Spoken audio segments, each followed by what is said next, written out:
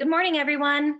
On behalf of the Sobey School of Business Community Revitalization and Prosperity Network, thank you for joining us for our webinar, Coping with COVID-19, an SME Business Continuity Roundtable with Supplement King. My name is Breagh Matheson. I am the Project Manager for the Prosperity Network and will be moderating today's webinar.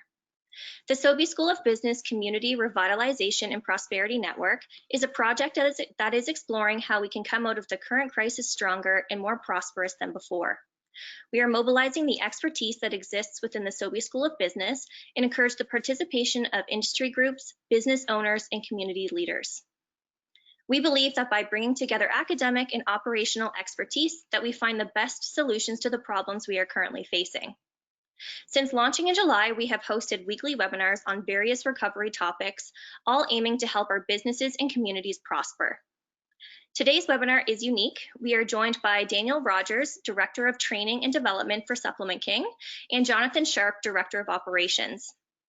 Our focus today is on business continuity and how Supplement King has navigated the COVID-19 pandemic thus far.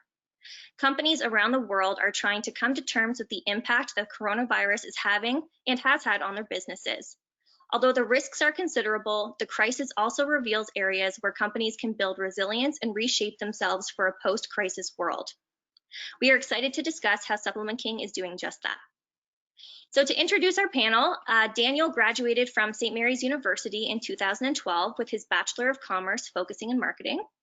Daniel joined Supplement King in 2018 and has worked to grow and expand the operations team while building a framework in training, communication, and e-learning. Jonathan discovered his passion for the health and fitness industry early on in his university career. After starting a part-time job at the Supplement King retail store in Park Lane Mall, John saw the opportunity that aligned with his passion. Over 10 years later, John leads both the online and store-level growth and innovation. Before we begin the roundtable questions, I want to quickly discuss the format for today's webinar. So you are all muted for today's session. We will begin with the roundtable discussion questions and then followed by a Q&A from yourself, the audience. If you want to ask a question, you can send using the question box within your control panel at any time during the presentation. Please do not send questions through the chat box, as I will only be moderating the question panel for this session. Once we begin the Q&A, we will answer as many questions as time permits today. So Dan and John, thank you again for joining us today. Let's jump in. To begin, can you tell us about Supplement King and its history and background? Yeah, well, Roger King started Supplement King in a door-to-door delivery fashion at St. Mary's University, I believe in 2007 or 2008, and then opened his first store at Park Lane Mall 10 years ago. Now 57 locations and growing one per month. We're the largest and fastest growing supplement retailer in Canada. Yeah. Wonderful. When the pandemic hit back in March, it completely shut down the retail industry.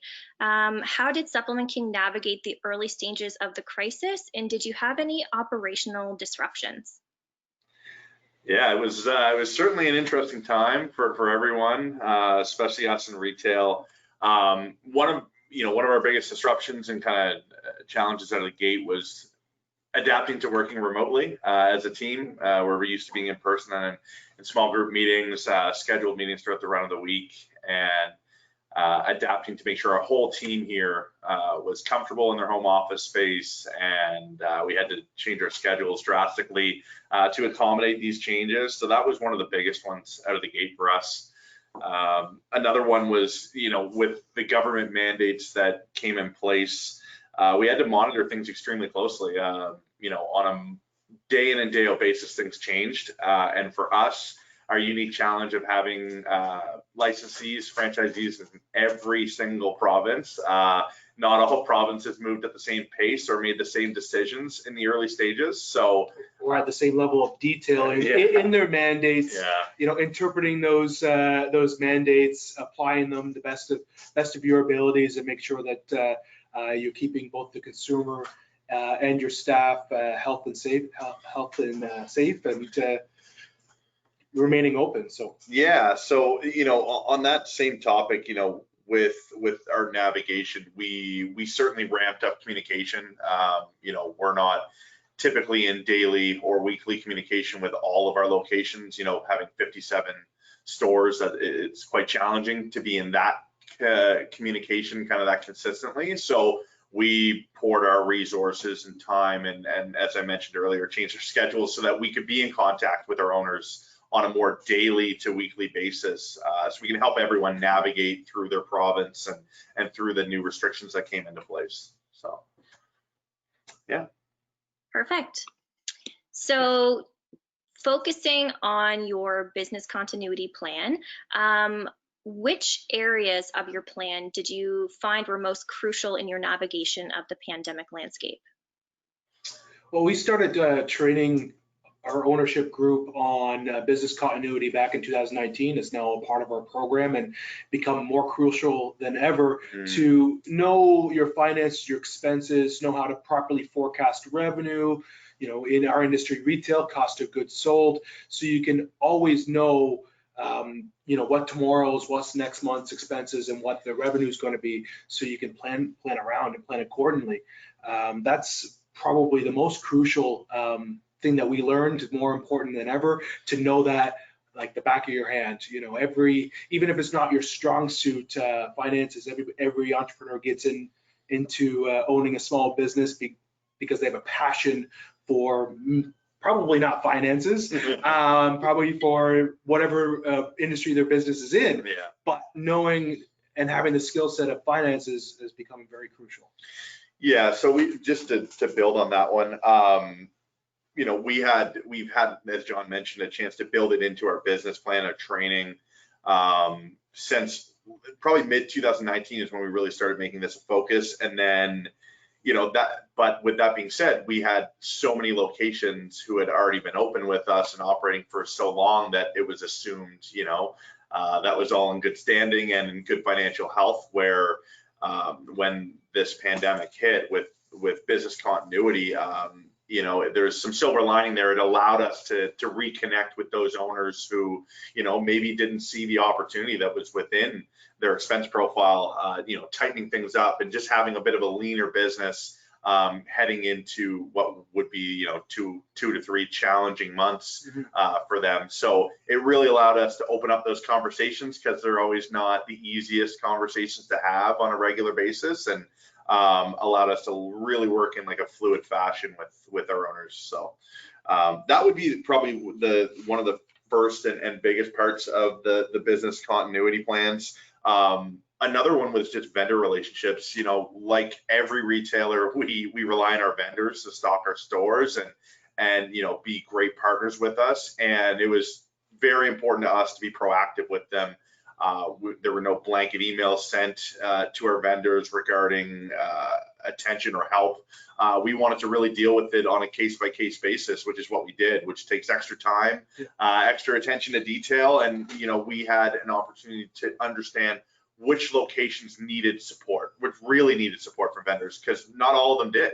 And not all of them were as affected the same way. So we really helped steer those conversations to make sure it was very fair on who maybe added a little bit of extra help on, terms or, just with their relationship with the vendor. Well, it came down to all levels of support, whether it was from us, our vendors, the different government and the benefit programs there was in place. We wanted to make sure that we weren't putting a Band-Aid on a problem. We weren't pushing a problem down the road. We were making sure that a store really needed the assistance before actually, allowing that assistance to be applied, because there's no point in putting a Band-Aid on a long-term problem if there's going to be consequences in 3 months from doing so now. Yeah, so it's hard to narrow this one down, because it was really all areas that were important to touch on in some way, shape, or form. So we had a couple other notes on this one, just to put into perspective, like we had bi-weekly touchpoint calls. We're still doing them with our owners today for those that needed some added help, added assistance with, their monthly and ongoing planning. And, we commit our time and resources at our head office to make sure that, we're the ones helping guide through those decisions, because it's not easy, right? And especially as John mentioned, it's maybe just not that area of strength for our owners, and you know, we have great relationships with them to begin with, which made it a little bit easier when these tough conversations came up. You know, the last thing I think for our plan was making sure that our stores were in a position to really connect with their customers in every different way. So, you know, a part of our business is an omni-channel approach, which we'll probably talk more about later on in this webinar, but being able to leverage the online arm of our stores is huge, and it was huge. So, you know, we really dug in and helped those locations that maybe weren't using the online side before as much of a support tool for them, and really help them understand how to deal with customer service for people calling in, trying to place online orders from the store, and so on and so forth. So we really dug in and created more resources, and were in contact with those stores that maybe struggled with managing their online side of their store. So we could really make sure we're satisfying customers however they are comfortable shopping with us. So and it really became dependent. Some stores really became dependent on our online and those tools that we already had in place. You know, I know a lot of businesses maybe weren't in the same position as we are, as having something already in place, like our omni-channel website that ships from their local store and supports our local licensees and franchisees. But it became very important aspect of our business. You know, we saw a drastic shift in percentage of sale distribution to online versus in store. And we had stores that were not really open, more just curbside pickup and online, that were, you know, doing 3/4 of a month of sales, you know, just online. So it came down to, okay, how do we communicate this to the customer? How do we get our customers used to, from going into store to using our website and getting products in their hands? So that was something we put a lot of work into into our office, revising all the documentation, how we present that to the consumer, how do we train owners, associates on, and coming out of it, our online store is better now than it was, you know, before pre-COVID, and we're coming out of this stronger than ever. Did you, so just following up on that point, John, did you have much resistance from your customers when it came to, you know, that kind of shift in perspective from being, you know, your in-person retailer store to now ordering online? I know most consumers are used to online shopping now. However, you know, having said that, you had to shift that perspective. Did you have any issues with that, or any resistance? You know, I think, I don't think specifically, no, depending on the province, because, you know, we only had a handful of stores that were actually, you know, because we do sell a large portion of our offering is a food product, we were deemed an essential business. So we only had a handful of stores, primarily mall locations, that were closed. So, you know, it's not like we were closing the doors on the customer. It's just we were giving that option to consumers. If you don't want to go outside, if you don't want to go in public, then we have an option for you. And because we were actually, I think we were more welcomed than pushed back, because we had multiple ways to service our customer base. Yeah, and on that point, we did, you know, drop our threshold. We provided free shipping on our store level next day delivery orders for over 2.5 months during that phase, because we wanted to really, again, make it as easy as possible. It wasn't now really a true choice for customers. A lot really just didn't have the option, right? And they had to shop online. So we did, you know, we made that kind of effort to make it even easier on both the stores and the customers. I think a lot of other industries helped, you know, soften that as well. You know, restaurant industry, doing a lot of curbside and online methods of delivery, people being, you know, acclimated to that process, really softened the blow for, you know, a small business like us. Perfect. So John, you had mentioned that you really started to incorporate, you know, business continuity into your planning back in 2019, I believe you said. So since then, you know, moving through the current pandemic landscape, how did your continuity plan evolve, and what lessons have you learned throughout the process? Well, we do need to understand, you have to understand your expenses, and your, like I mentioned earlier, projected revenue. You have to know that like the back of your hand. If that's not a skill set, talk to people, and learn that skill set, because it's going to help you through this pandemic and come out stronger afterwards as well. Not prolonging an issue. If there's a core issue, how to manage that expense profile. So, let's have those conversations now, not down the road. So, yeah, on this one, I think the frequency of looking at a business continuity plan was a big change. So they would be in place, and maybe they're passively filled out throughout the run of a month, or a month got missed, and it's not to worry, right? Because revenue's still flowing in as normal, and then all of a sudden it's like, it's so important. Yeah. We were on those plans with our owners on a bi-weekly basis to even a weekly basis, because of how drastically things changed, and how, we were not projecting revenues for months at a time. We're projecting it for the next week now. Based off this week, how do we feel next week's going to be? And if we're going to order and restock our stores, we have to do so very conservatively, because we really don't know what the next month or two looks like. So, and we're still taking that approach as of today. We're helping be conservative but optimistic, just because of where we are in our industry and the performance level. But I think that the frequency of using and looking at your plan changed drastically. Yeah, you shouldn't be going months on end without filling it out, and then when someone asks you to show what's under the hood, have to spend hours to gather all your invoice and expenses. There should be systems in place so you can passively fill this out and have that information at your fingertips to make any decision for your business. So, having the information to make those decisions intelligently at all times. So. And to put it into perspective too, for those listening on this webinar, we always took the look originally when we started talking about this last year, on when you get a quarterly statement, or you're looking at your financial review in like a QuickBooks fashion.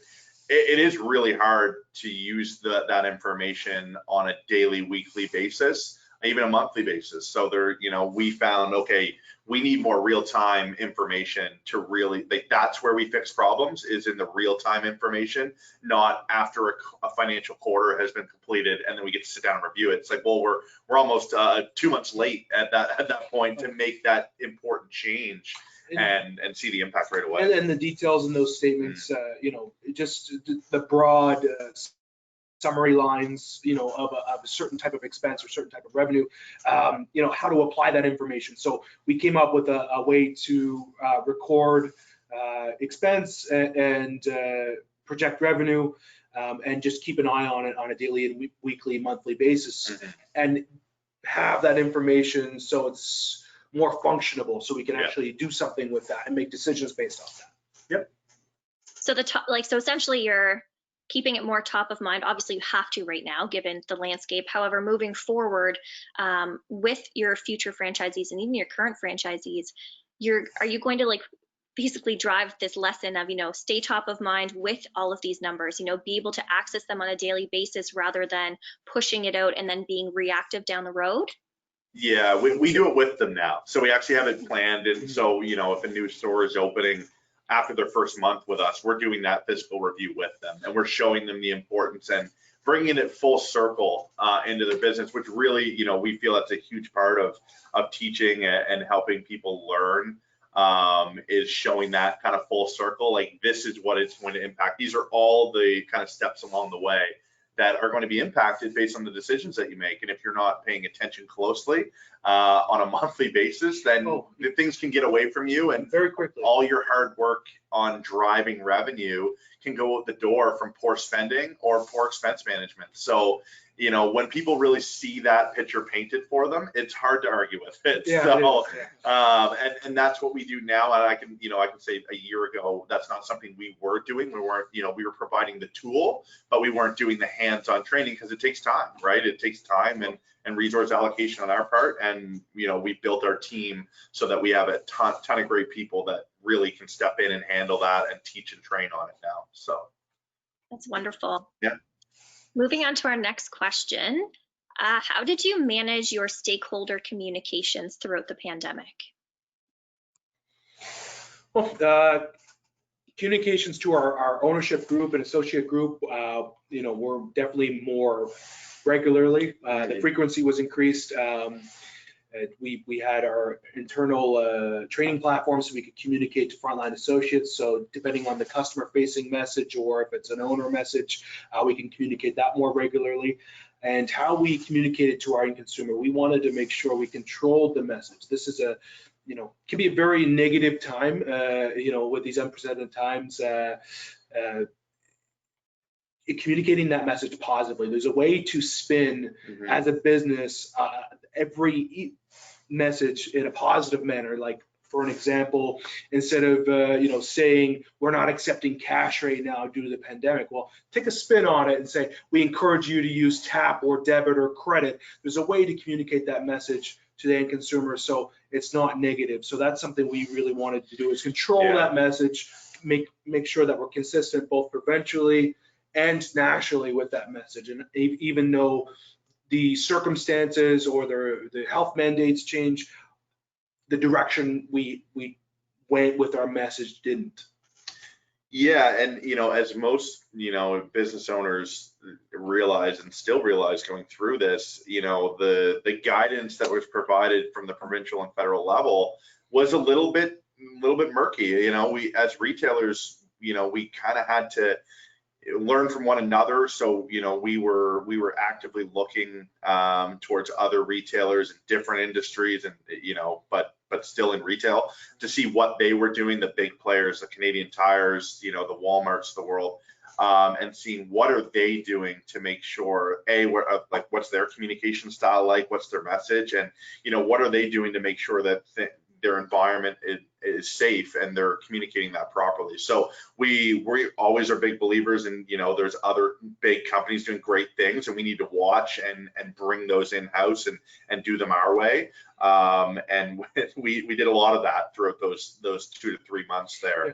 Because some of the information was vague. You had to look at, especially if you didn't know what industry you fell into. And I get it. You know, had these statements, and they were updating on a daily basis, and they had to be as broad as possible. So understanding where you fall into those statements was sometimes a little challenging. Yeah. So you know, looking towards industry leaders and looking up to them and coming up with our own spin on that was really important.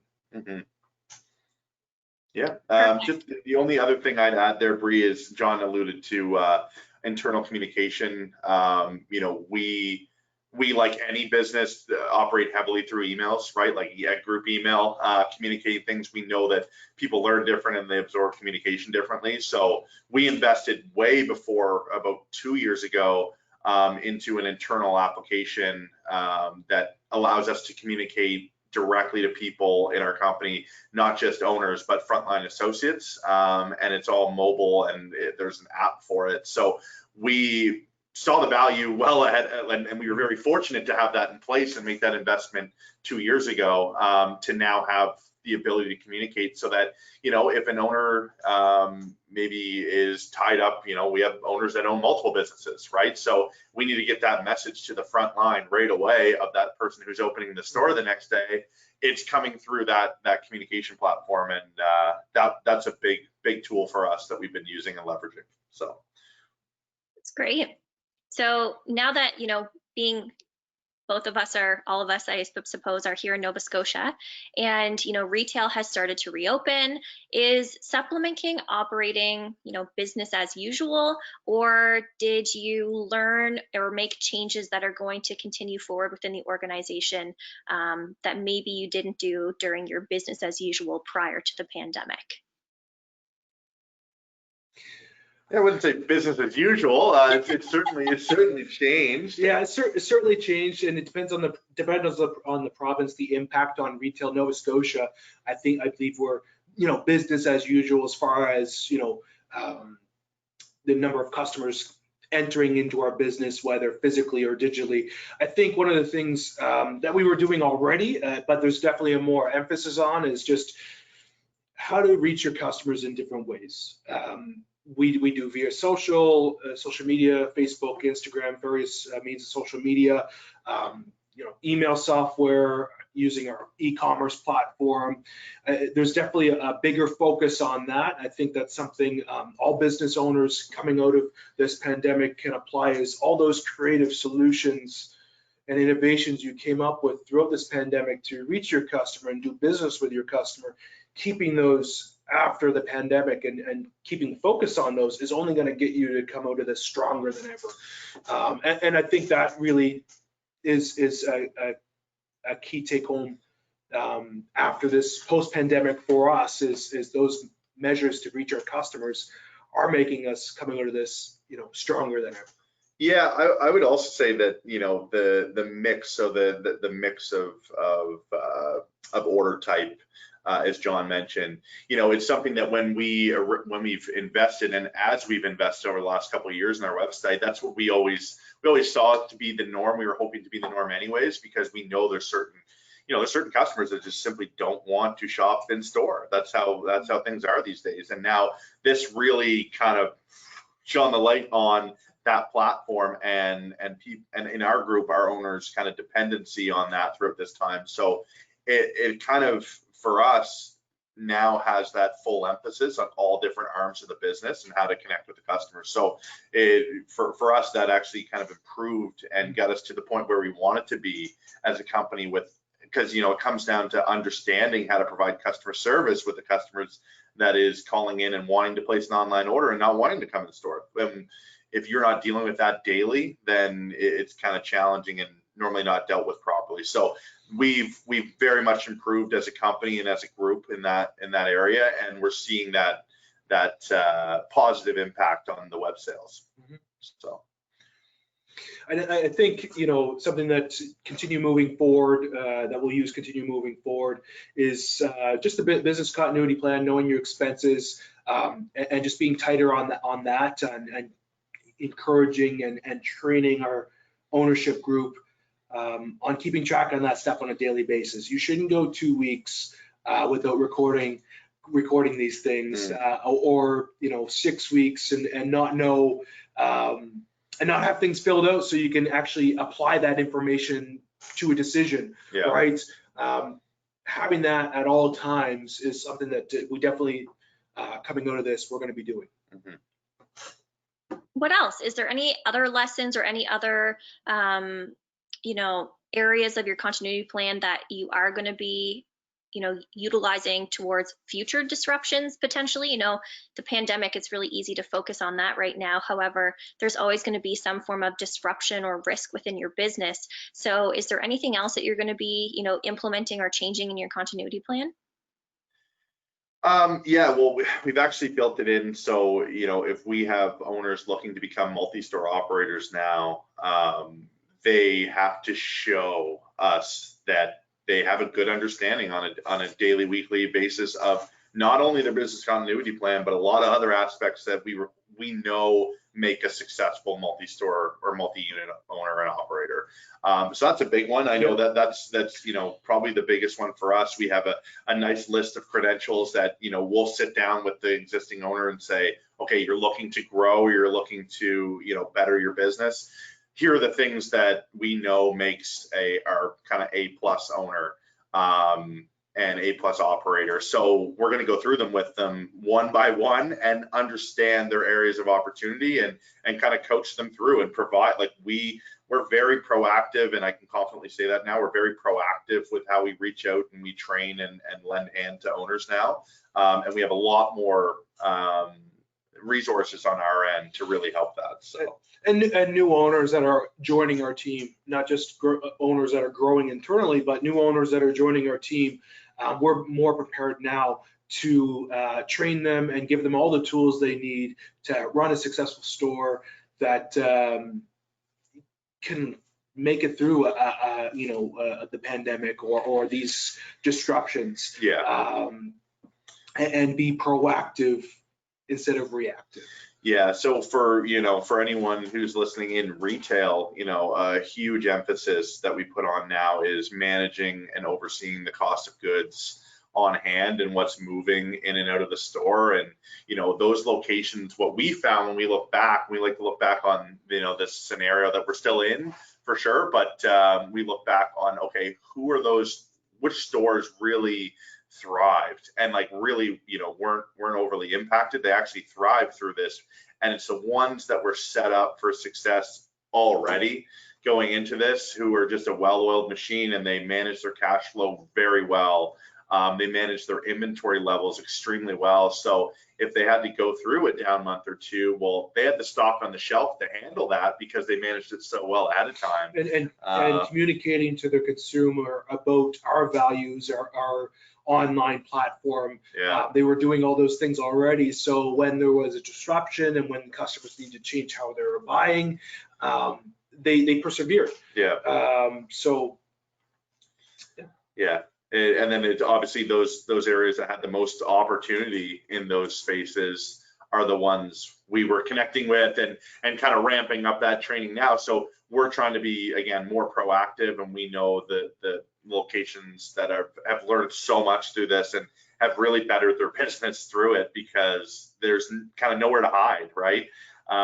During a pandemic with your business. So were there other factors that outside of your financial management, et cetera, were there other factors that contributed to these franchise success? So for example, like community involvement or other areas like that? Yeah, definitely the stores that were thriving throughout this pandemic were doing a lot of things right, not just on the financial aspect, how they presented themselves on both digitally and in the community. Small business, I think, it really does rely on community engagement. You need to be involved in the community. There's different ways when things start shutting down, people stop going to businesses as at the peak of this. There's different ways to drum up business. You can get on the phone with your fellow business owners and come up with different ways to do that. And that's what these successful stores were doing. They were coming up with alternative ways to conduct business, different ideas to reach their customer and involve, maybe you can't go into your neighboring gym anymore to do sampling, but there's something you can do together to promote each other and promote your local small business community, working together. So I encourage, all small businesses, they should be very involved in their local community and affiliated businesses. Yeah.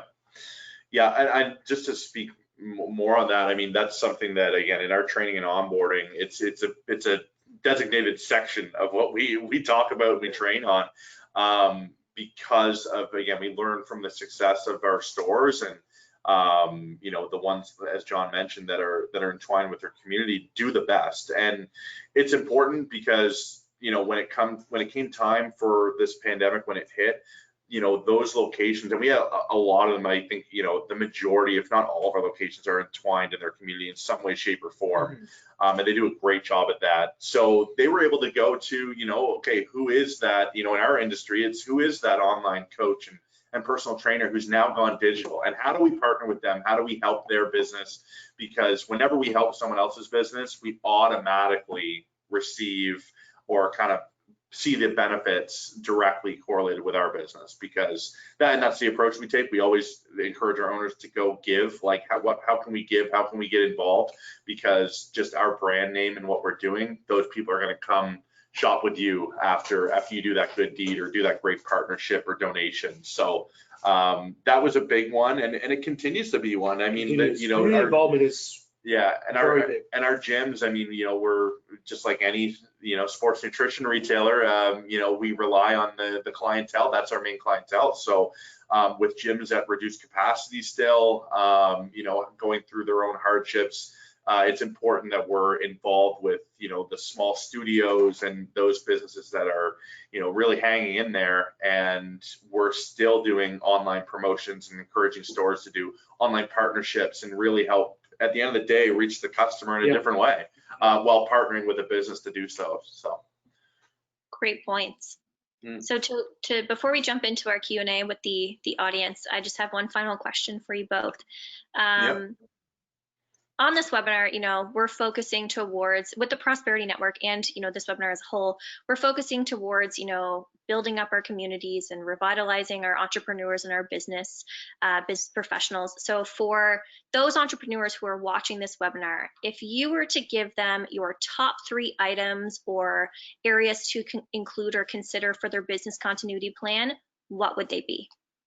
I think number 1 is come up with different creative solutions on reaching your end customer. As a business owner, that's ultimately the goal is how do we reach our customer? How do we get them to do business with us? So coming up with different ways. Ours was, digital through our website. I saw a lot of great things. That's one of the bright side of this pandemic, was seeing all the creative solutions in our local communities, from the smallest boutique stores launching e-commerce and they're doing business in New York City, to local fitness guys doing boot camps online. There's always a way. So coming up with that way, how do I reach my customer? How do I do business with my customer? And then maintain that afterwards. So so that'd be number 1 for me. Definitely. Setting yourself up from an expenditure standpoint for success. So if you're a local business owner, or you're looking to expand, or you're just getting into it, really, if it's out of your comfort zone, reach out to someone who's already done it and already been through it and knows it, because so often we set ourselves, and we've seen it before, you set yourself up for a very challenging time if you need your top level months for revenue generation to really be safe and comfortable with covering your expenses. So making sure that you're taking a look at that, or now go back and take a look at it and see where am I overspending, and where can we tighten things up so that there's less stress in a down month for revenue. The last one would just be building a strong team. Whether you're an individual entrepreneur just doing your own thing, starting things up, as we once were with Roger back 10, 12 years ago. Understanding where you don't have strengths, and if you can't afford, or you're not in a position to bring someone on your team that has those strengths, reach out to someone who does, start to learn them, and then when you're at the point where you can bring someone on, make sure you're bringing someone on to really balance out your team and build a good, strong team with different strengths and abilities. Because that's been if we were in the same position a year and a half ago, 2 years ago, when we didn't have a bigger team that we've grown out and spent time on, it would have been way more challenging. So we're very fortunate in that regard, but that's when I look back on, and I think that's very important. So yeah. If I were to add a 4th, and I know you only asked for 3, but if I were to add a 4th, I would just say recommendation would be don't panic. That's something that was very challenging throughout this, is to make sure you don't panic, you don't overreact. You take all the information that's available in and make the cautious decision about your business. It was very easy to panic at the very beginning of this. I saw a lot of retailers do that. Saw a lot of businesses close when they didn't necessarily have to in their communities. So that's something I would recommend, is just calm down and don't panic. Great advice. So I'm going to open up the floor now to questions from the audience. So if you have a question to ask our panelists, please submit using the question box on your control panel. So we have a couple waiting for us here. First question from our audience: did you encounter any risks or challenges based off of geographical location?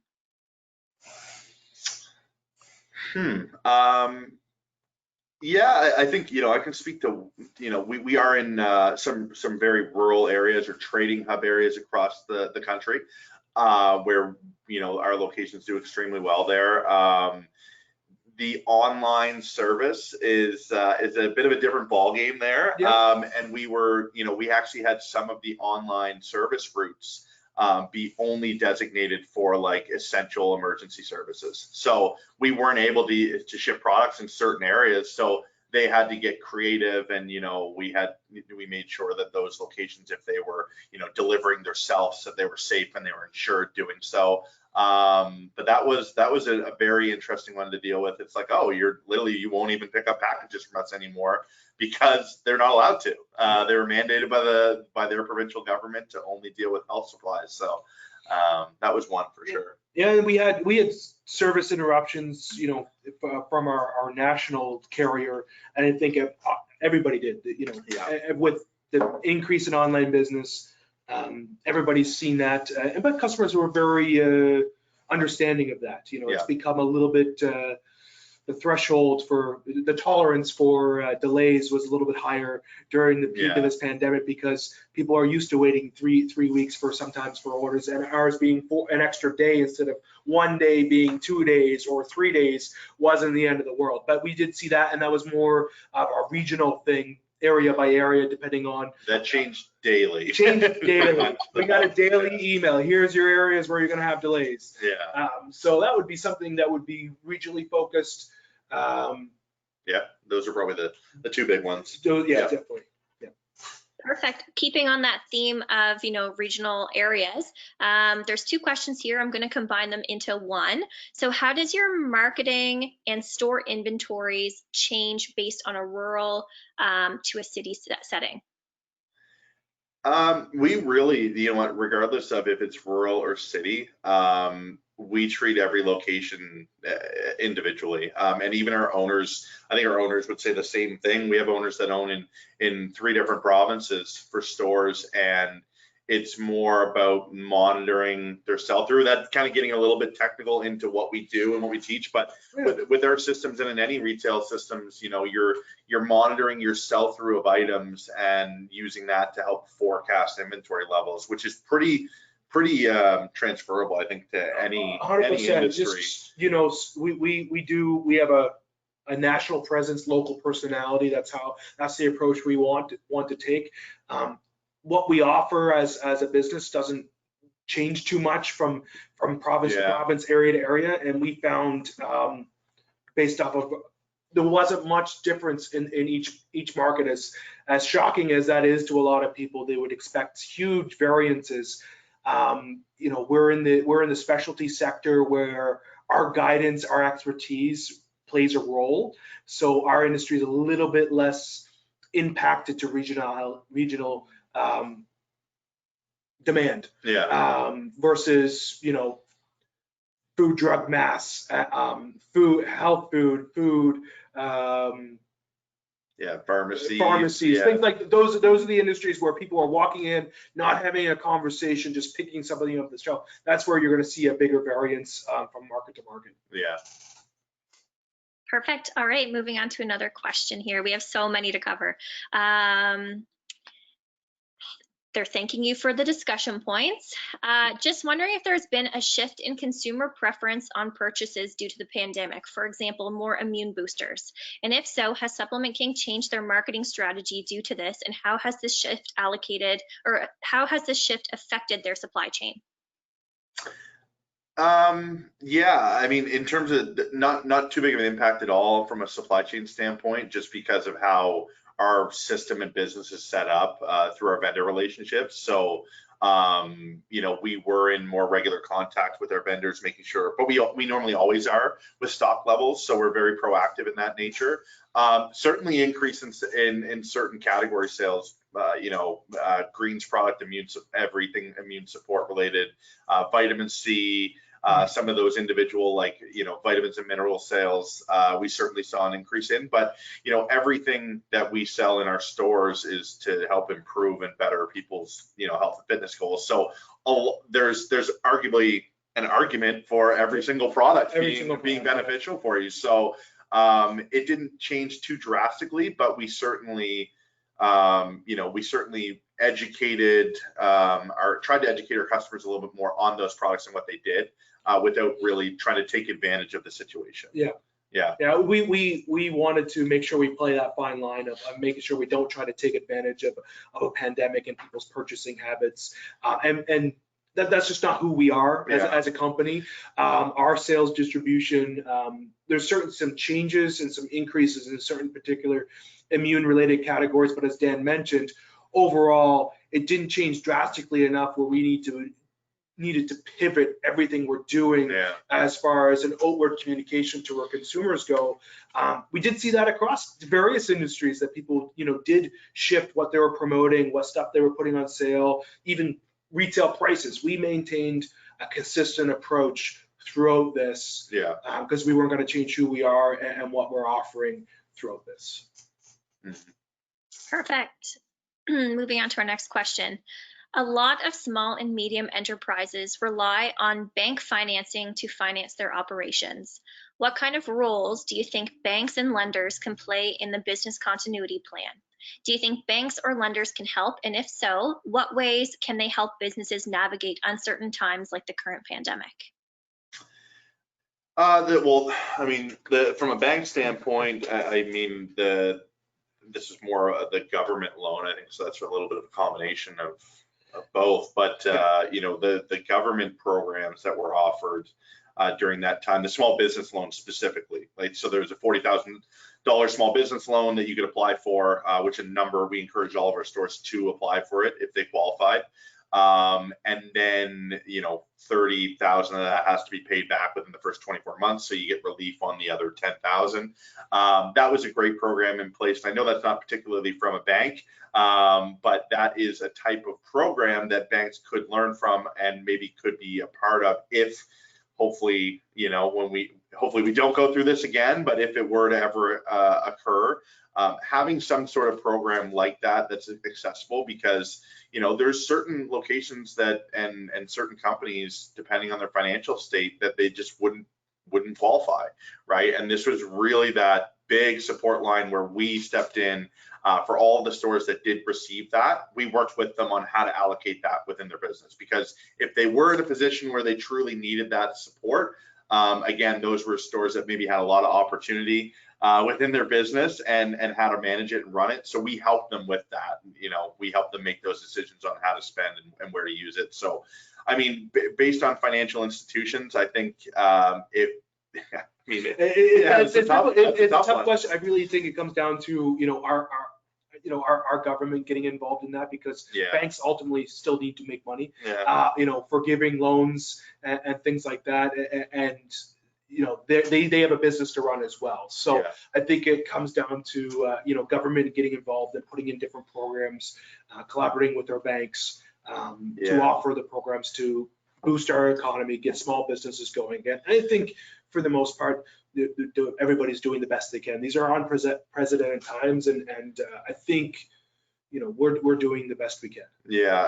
And just on that note, I think it's important to go ask and look and investigate as a business owner, because there's a lot more out there in support than most people think, whether it's from you can shop different rates there's a lot of areas where you can save money as a business owner, shopping your rates just simply out of your business bank account, or shopping the rates for your debit terminal provider. And so those are all things that we looked at throughout this time, and we made some pretty good changes for our group, because those were questions we just didn't ask before. And now that it's like, okay, we're spending all this time and attention on our expenses and really seeing where are we just kind of giving away money that we can tighten up.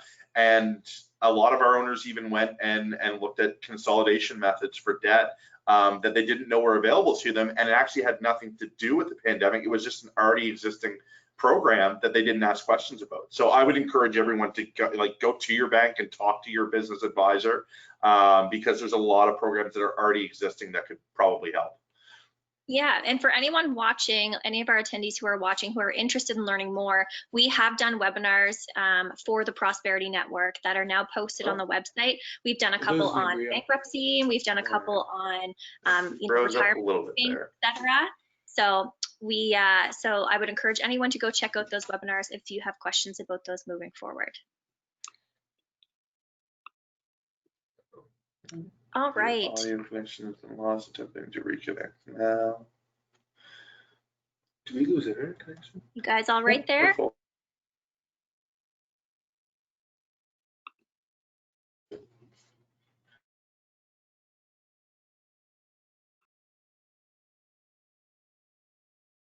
think we're experiencing a few technical issues here. Just give them a quick moment to reconnect.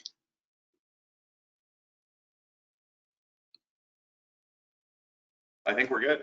We're good. Okay, perfect. Great. There's always going to be something, right? Nothing we can't manage. So moving on to the next final few questions for you. We are at about 10 to 12 here, so we can definitely answer a couple more.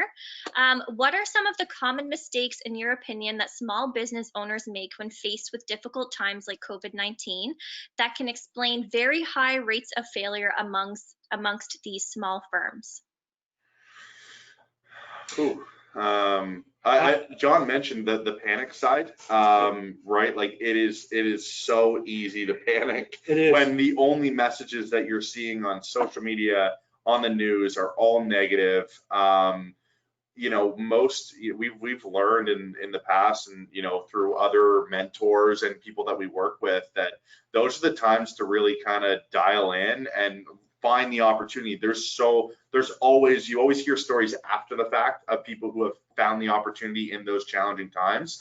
And I know that's a little bit generalized, but I think just having the mindset of like, how do we thrive from this? Like, how do we make it through this? And I think the majority, if not all businesses, you even see it. Restaurants, you know, and tourism were probably the hardest hit here in our, you know, and I don't want to put any other industry aside that was hard hit, but I know personally that the restaurant industry was hit quite hard, but there were some of them that actually did extremely well because they stayed calm and they adapted quickly, and they invested, you know, the capital they had into the right areas to get on the e-com side and fulfill online deliveries. Like they just did that because they were able to step back and take that kind of calm approach to this scenario. So you know, we had locations closed.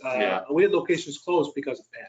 And you know, when the information that's given to you may be high level, it might be broad, and you don't want to overreact. I think something else would be, you know, be proactive instead of reactive, and that's another general term.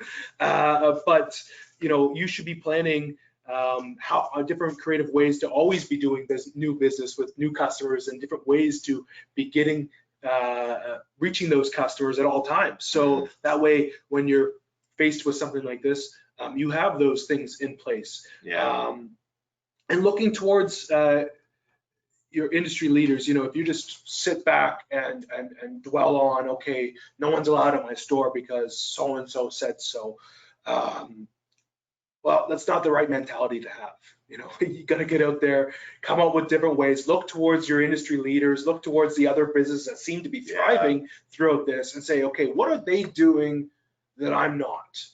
And sometimes that's a hard conversation to have with somebody else, or even to ask yourself that question: what are they doing to succeed, and I'm not? Because there's a reason for that. Right. And it's not. You can't always blame, you know, somebody else for it. Perfect. Final question. You mentioned about a few things that must be included in a business continuity plan. Do you have any thoughts on things that must or should be avoided when developing a business continuity plan?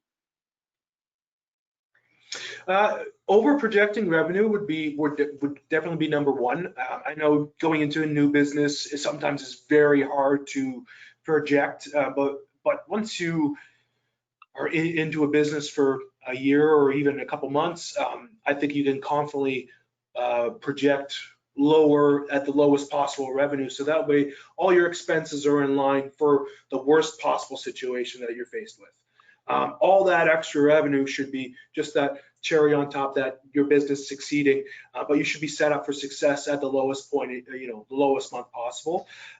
So I think that would be something that you should avoid, is over projecting revenue or I mean, I honestly would take the question and flip it around and just say that there's no harm in looking at being over detailed, being, you know, taking the approach, and we're guilty of that all the time. We look too far into things, right? Like we're always trying to look down a different corner of our business and see if there's opportunity, or hey, you know, we haven't talked about this or revisited, you know, this area of maybe social media whether it's a different or new platform or something that may be picking up traction in a certain area. Like, I think it's important that you have your fundamentals and that like this a fundamental core structure of your business continuity plan, which, you know, wraps in your expenses and your revenue projections, which again, for any business that's very transferable and relatable. But you should always be looking at the other little small areas that maybe you haven't looked at, and that's maybe where the opportunity sits for you. Yeah, that's a tough one. I don't think we try not to avoid really anything. Try to look at everything. Try to be open-minded and look at everything. Yeah. Right. It's the one thing you avoid will be the one thing that comes up, right? That's always exactly. Yeah. So that's all the time that we have for today. Dan and John, thank you so much for your time and for sharing your expertise with us today. Thank you to all of the attendees for joining us. I hope that you found the presentation both interesting and impactful for your community. Next up on our webinar series, we will be hosting a webinar with Eleanor Beaton titled Marketing Through Adversity. It is taking place on Wednesday, September 17th, and the registration is on the network website under the Upcoming Events tab. Please visit SobeySchoolProsperityNetwork.com and sign up for our newsletter email list. It's the easiest way to find out about the latest advice from our experts and any upcoming webinars. Finally, if you have any further questions for our Supplement King panelists about the topic presented today, please contact us through the website contact page. I hope you all had a terrific rest of your day, and thank you again for joining us. Thanks, guys. Thank you.